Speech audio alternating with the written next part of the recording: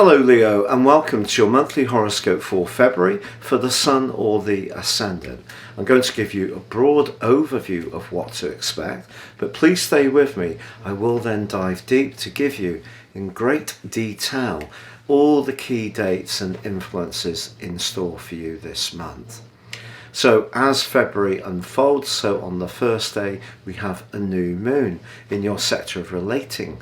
So a relationship opportunity can definitely show itself in the following month. But this may also require you to be realistic about an existing sign which may not necessarily be coming quite up to your expectations. The full moon in your sign, which occurs on the 16th, is going to give you a lot of information that will help to guide your moves.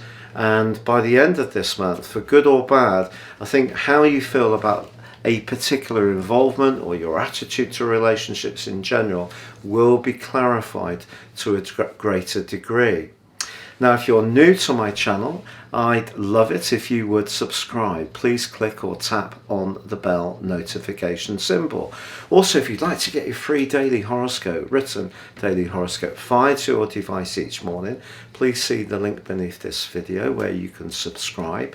And if you've yet to order your 12-month forecast for this year, you can do so, and with my special package get your character analysis as well. You will get 12 full months, so into the start of 2003 from the time of the order. There's 30% off, and based on your unique birth data will help you to understand your personal situation beyond this Zodiac broadcast. Hello Leo, and welcome to your monthly horoscope for February. The month begins with your sector of relating, governed by the sign of Aquarius, enjoying a new moon. A new moon is an opportunity to set our intention, so if you're free, perhaps you want to meet somebody, this is a great chance to really think about that seriously. And the seriously element of it is actually supported by the very disciplined energies of Saturn. So if you want to take relationships serious this month, Saturn supports this new moon for you to do that. But equally, if you're not quite so happy in your relationships, Saturn's going to see you thinking about why that is, trying to understand what your key needs really are, almost like setting a manifesto of what you will or won't expect or accept, but also becoming more conscious of what other people may expect from you.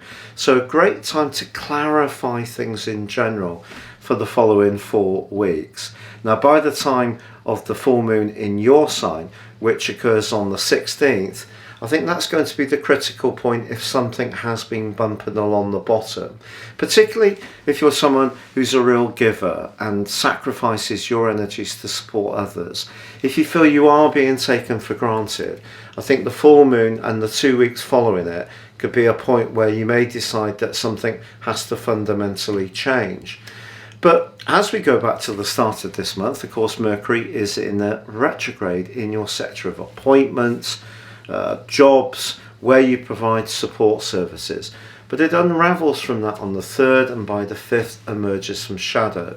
But by the 14th it returns to the sign of Aquarius, which is great, because if there has been any brittleness, I think that this will help to get the communicational channels flowing more equitably.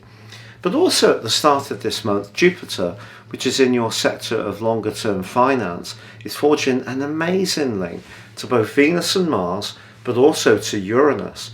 Now, Uranus may have been shaking things up in your world of work over the last few years, or in terms of your role in life, but this collection of energies is all collaborating with one another. So your diplomacy, your people skills, your charm can be very helpful to you if you are wanting to apply for new jobs, you're attending interviews, even if it's done digitally online through a Zoom meeting. I think you can come across in a very compelling way, and if you choose your words well, the energy of Saturn on that new moon can actually bring a really significant partnership into your world, not just romantically, where you can work well with others. So a chance to take your talents really quite seriously.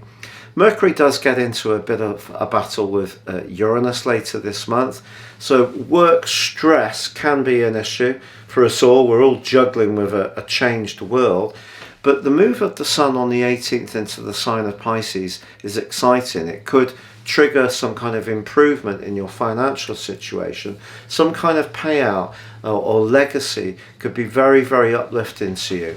And also with Venus and Neptune forging a beautiful link at the end of this month, a repetition of what occurred in the first 12 days of this year.